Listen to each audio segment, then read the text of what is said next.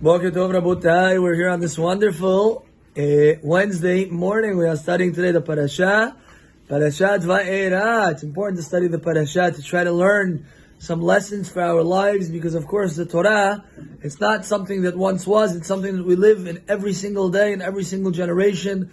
The lessons are timeless and they can be applied to any scenario in your lives, and therefore we must study the Chumash to deepen our understanding of the Holy Torah, to deepen understanding of what it is that Hashem wants from us, and that's what we are attempting to do today.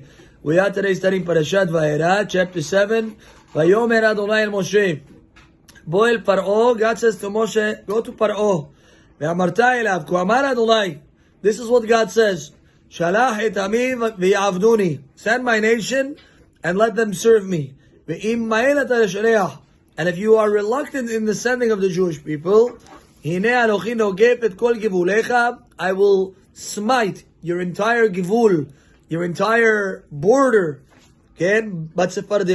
with frogs.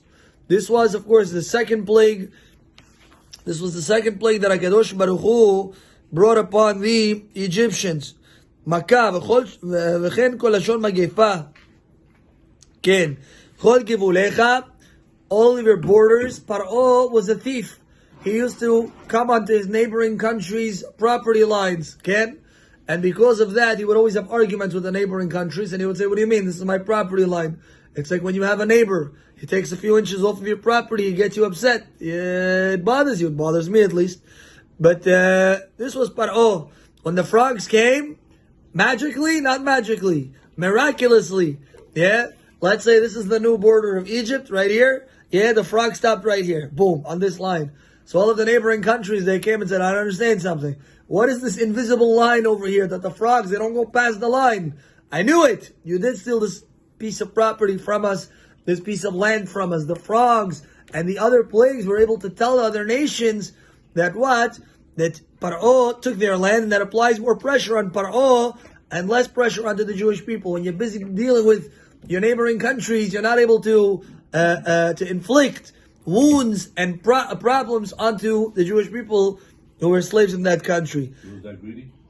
Hey, listen, it's property is property, right? V'sharat sayor tzefardiyim, the yor, the river will be plagued with what? With tzefardiyim.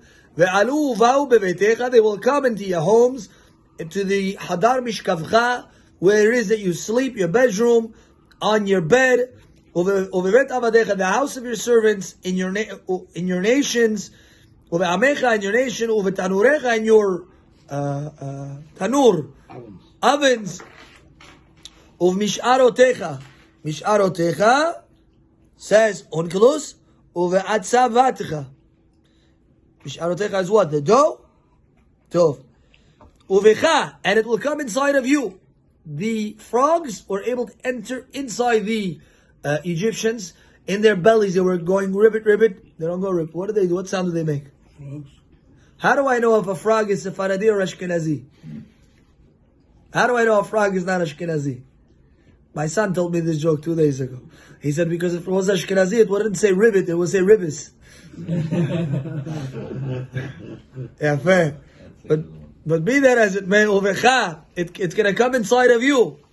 Uve'amecha, uvechol avadecha yalu atzefardiyim. Vayomer Adonai el Moshe, emor el Aharon. God says to Moshe, go say to Aaron, take your staff on the rivers of Egypt, on all of their waters, their swamps, and take the frogs out of their water into the land. And of course, Aaron takes the staff and he hits the water. Babach. Why does Aharon hit the water and not Moshe? The Midrash tells us that you have to learn a lesson from this. That anytime somebody or something helps you, don't go against that somebody or something. Don't slap a hand that once fed you. The Gemara says, Bor sheshatita mimenu, a well that you drank from, you got water from it, don't throw inside of it stones and rocks. But what do you mean? It's my well. Who in the world cares what I throw in it? You think the well has feelings? It's teaching you a lesson of Hanahagah, that what? When somebody benefited you, somebody helped you, somebody did you a favor, don't disrespect them, don't slap the hand that feeds you, and don't forget to appreciate what somebody or something has done for you. So what? Aharon is specifically the one to hit the waters of Egypt. Says the Torah, "Vayet Aharon et yado al meme Mitzrayim, v'atal et tzefardea." The tzefardea came out of the water. It should have said the tzefardeim. Ma'ad tzefardea. Seemingly it's singular, right? The tzefardea came out of the water. And of course, our rabbis do teach us initially what came out. A big, gigantic frog came out of the water. When the Egyptians saw it, they got terrified and they started to hit it, tach, tach. And guess what? Every time they hit it, more and more frogs would come out of its mouth, and from wherever they would come out, they were teeming and pooling and coming out of the initial frog. That's why it says the tzefardea came out, v'techas et eretz Mitzrayim, it covered the land of Egypt. Vayasuken hartumim belatehim. Now, Paro was willing to suffer. As long as I am able to duplicate what you're able to produce, I'm willing to go through the suffering. So what? Paro calls his advisors, his sorcerers. He says, duplicate for me these frogs. And of course, they were able to duplicate. When God created the world, He created a world with positive and negative, with good and evil. Why did He create a world like that? Because He wanted to give you choice. He wanted to give you balance. Again, if everything in the world, if everyone in the world was righteous and holy and pure, you would have no opportunity to be challenged. Yes, but now that everyone's not righteous, that there is a dark energy, now that there is opposition to your holiness, to your sanctity, to your purity, yes, now you're going to go against that and now you're going to get reward. Okay? When you end up in Dubai or in Aruba, again, you have to make sure that that you're sticking to the positivity and not giving into the negative. That's your opportunity to say no to evil and to connect to holiness, to purity, and to elevate yourself. But whatever God created, He created on the positive and He created on the negative. On the positive side, we have holy rabbis, holy people who are able to draw godly light down and pray for a person and alleviate a person from problems. And on the negative side, you have sorcerers, magicians, people who deal with the dark side. They're able to produce seemingly what looks identical. It looks like the same result. But if you look deeper into a microscope and see what it is that they produce, it's not the same. It looks and walks the same, but inside its spiritual composition, it's black. So the Egyptians, they produce these frogs, and Paro is not impressed. He's not impressed. He says, listen, Hazak Baruch. Now, he comes to Moshe, Vayikra Paro le Moshe, ule Aaron, Vayomer, and he says to them, Ha'atiru el Hashem, pray to God, entreat God, V'yaser atzefardei mimeni u'me'ami, take away these frogs from me, I'm tired already, you can't sleep. V'ashalle'a et ha'am yizbe'u le'Adonai, I will let the people go and they will go and bring sacrifices to God. Tov, now Moshe Rabbeinu, Vayomer Moshe le Paro, he says to Paro, Hitpa'er alai, Lemati a'atir lecha u'le'avadecha u'le'amecha, le'achrit atzefardei mimecha u'mibatecha. Pick any time. Hitpa'er alai, choose a time that you want me to get rid of these frogs. Moshe knew that That if he got rid of the frogs right away, Paro would think, look, these frogs were going away. Moshe saw in his forecast on his phone that the frogs they're going away anyway. Okay? And Halak Baruch, not a big deal. Moshe says to him, ask me, when do you want me to get rid of the frogs? And now Paro thinks, if I tell him get rid of it, why is he asking me? Because he knows I'm going to say get rid of them right now. It's probably something they're leaving anyway right now. Paro says get rid of them tomorrow. Why? He wants to challenge Moshe. If Moshe is asking me, ask me anytime you want me to get rid of them. What's the most miraculous time to get rid of them? It's right then and there. Get rid of them now. I want to see them go now. Right? That would be the great. But Paro, he thinks that if Moshe is asking him, then Moshe is ready to get rid of them now. And that the forecast is for them to go away now. So he says, you know what? Get rid of them tomorrow. Lemahar, says Paro, get rid of them tomorrow. Moshe says, no problem. Vayomer kidvarecha, whatever you want, no problem. Leman teda, why? For you shall know that there's no one like Hashem our God. Now, the frogs will go away from you, from your house, from your servants. They will only remain in the water. Moshe left Paro, and Aharon left Paro. They cried out to God. They called out to Hashem. And Hashem listened to Moshe that the frogs died. Why did the frogs die? Why didn't the frogs disappear?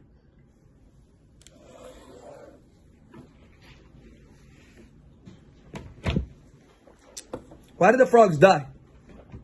We learned a lesson that HaKadosh Baruch Hu will not perform miracles from thin air. Yeah? He's not going to perform miracles he doesn't need to perform. When God performs a miracle, He'll make it in a way that it's part of nature. Yeah? It's part of nature. They died. Hazak Baruch. There was an epidemic. They died. There was once a guy driving on the highway. It was 1 o'clock in the morning. And he started to doze off. He dozes off. He dozes off. He dozes off.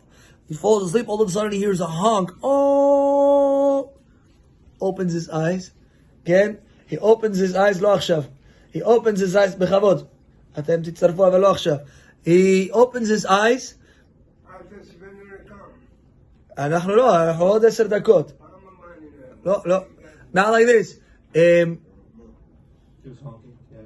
guy is honking. Again, he wakes up. Unbelievable. He's about to crash. He's an inch away. He barely makes it.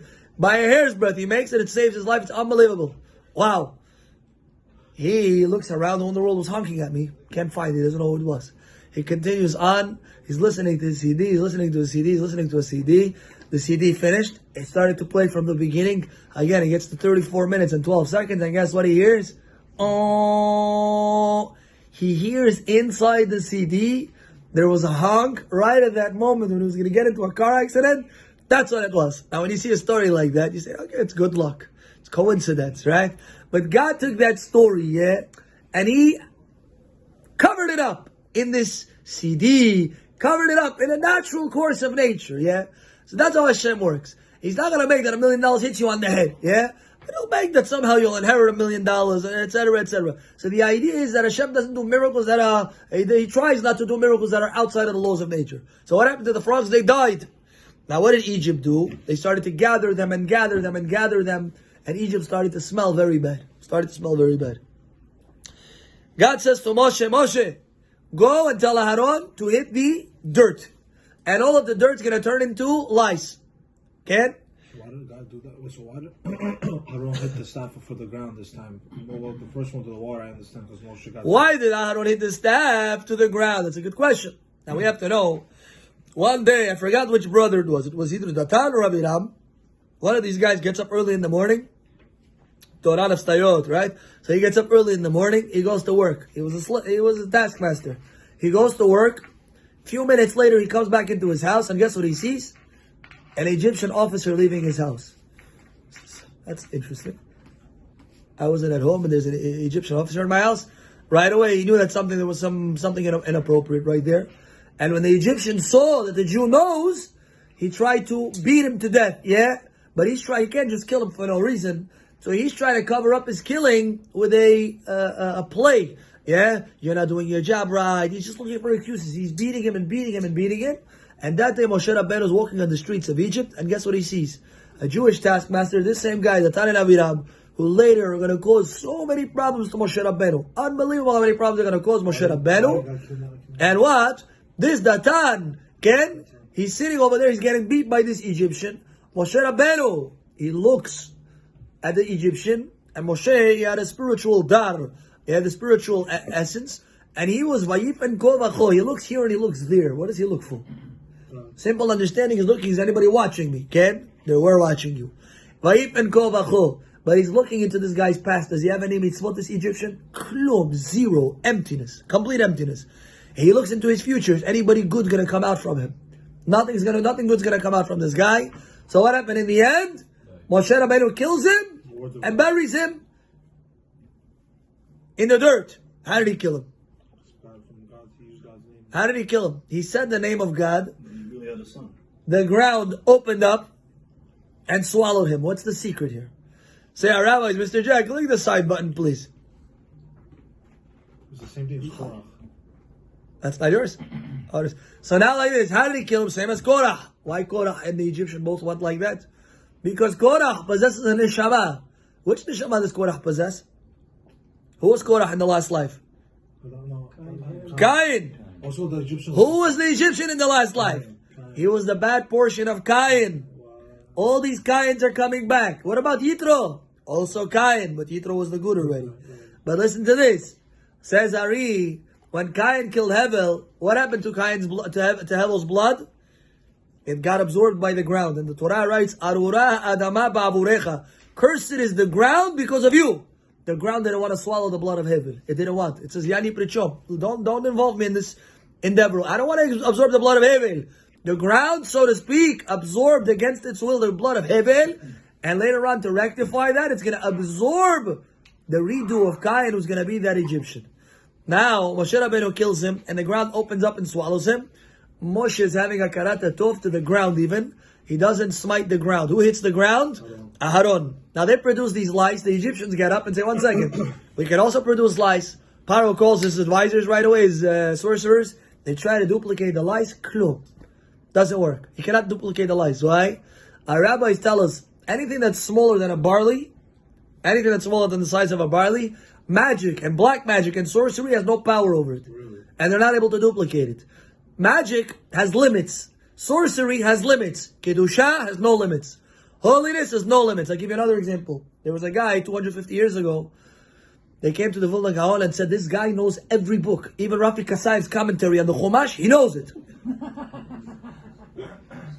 He knows it. Just as long as the book is written, you just give him the book, he'll hold the book. You put the last name in this time. He knows. Now they know that you were in the lecture. He knows you have an alibi. He knows that the glove doesn't fit. I'm kidding, but he knows. OJ joke. It's an OJ joke. He knows. What was I saying? It's an OJ Glove doesn't fit. Before that. He knows all the books. Oh, he knows all of the books. All of the books the guy knows. They came to the Vilna Gaon. The Vilna Gaon says, this is something's very off. He says, okay, what does it say in this book? He says this. What does Rafi say in his commentary? That's what he says. What does this say? He knows everything. They go, unbelievable. He says, bring me a little rope or a string.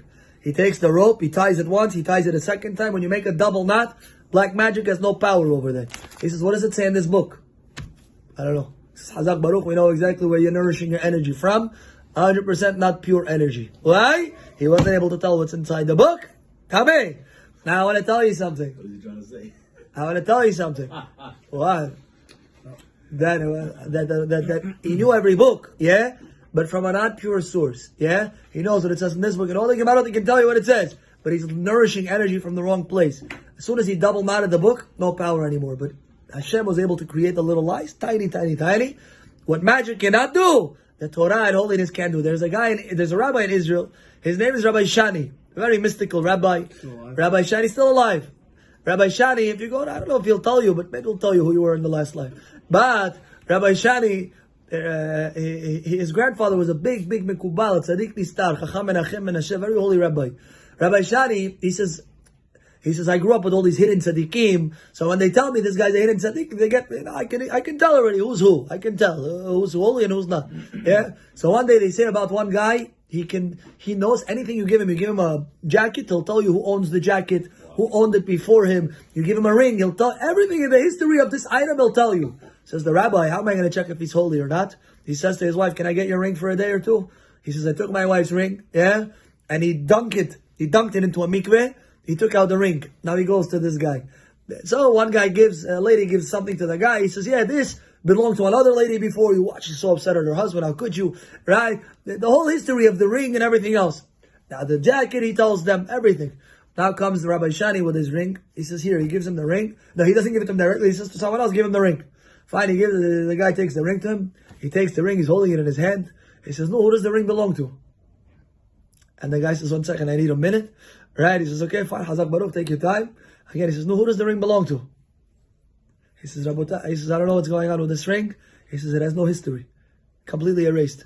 It has no history. He says, and the rabbi knew that what? He says, first of all, look at the power of our mikveh. That what? You took a ring that had a history behind it. You put it inside the mikveh, you took it out, clean, finished. It's not the same ring. And number two, look, we know that he's nourishing from a not holy source. Because he's not able to tell already. It erased. It was nim'ah, completely. The essence, everything. He's not able to tap into where it's from because his power is limited. Okay? It doesn't come from the tzaddik kedusha. He's not able to. So to the Egyptians, they want to duplicate the lice. Yeah, but they're not able to duplicate the lice. Why are they not able to duplicate the lice? Because the lice is too small. They only have power over something greater than a barley. The lice was so small, the Egyptians can't duplicate it. Paro says, okay, checkmate, fine. Toba kadam, please, I'll let your people go, just get rid of the lice. And of course, Moshe Rabbeinu, Paro lied. of course, he meant it at first, But then he hardened his heart. Why? Because when a person stops suffering, when he gets a little relief, right away he goes back to his old ways. The challenge in life, I had a guy, he came to me a month ago, Rabbi, I'm so scared. The doctor says he found something in my lungs. I don't know if he sees, he's probably going to be upset. But found something in my lungs. Ken, I don't know what to do. I promised to Hashem, that's it. No more this and no more that. Whoa. Right? No more this and no more that. I promise. I said, Habibi, your problem's going to go away. Are you going to stop? Yeah, I'm going to stop. I said, no. I said, when your problem goes away, I said, I have a feeling that you're going to, right away, things are going to start again. I said, promise that you're going to be good. He says, I promise, I'm going to be good. I said, your problem's going to go. Promise you're going to be good. Comes to me 3 weeks later. He says, Rabbi, I tell you the truth. He says, sometimes, now that's a problem, a little bit went away. I have Yetzirah again to do this and to do that. He says, but I remember how you yelled and said, promise me. He says, that thought always scars me. It scares me. Okay, I made a promise. But a person in life, generally, when you have pressure, you behave. As soon as the pressure goes away a little bit, he goes right back to number one, to square one. This is what we see. It's called Paro syndrome. But what's the chokhmah? The chokhmah is to learn a lesson. You got slapped, you learn a lesson. You say, okay, Hashem, I'm going to be good, and you're actually good. Not the slap went away, and I'm going to go back to normal. The idea, Rabbi say, magic has no power over holiness. And therefore, to be connected only to the Tzedek Kiddusha, you're going to want to get married, yeah? Don't go to any Kabbalist, check this and check that. Anybody who ever tells you, give me $500, give me $5,000, give me $8,000, all these different things, you got to run away from, you got to stay far away from it. Why? A true, authentic, holy, pure person will never have a service fee. Okay? And that's what you have to be careful with. And you hear that son, that we will bring this lesson into practice, that we'll realize what we have. The Torah, there's a rabbi in Israel, the Yanuka. Okay? There was a guy, he was crushed in a car accident, Ayom Menorah. Okay? They came to get a bracha from him. He said, do X, Y, and Z. The next morning, the guy, true story by the way, the next morning the guy wakes up, he says, I feel like a new person. The pain's on the way, I don't need the morphine anymore. So the power of Kiddusha, it's much stronger than the power of the Baruch Adonai Le'olam, Amen.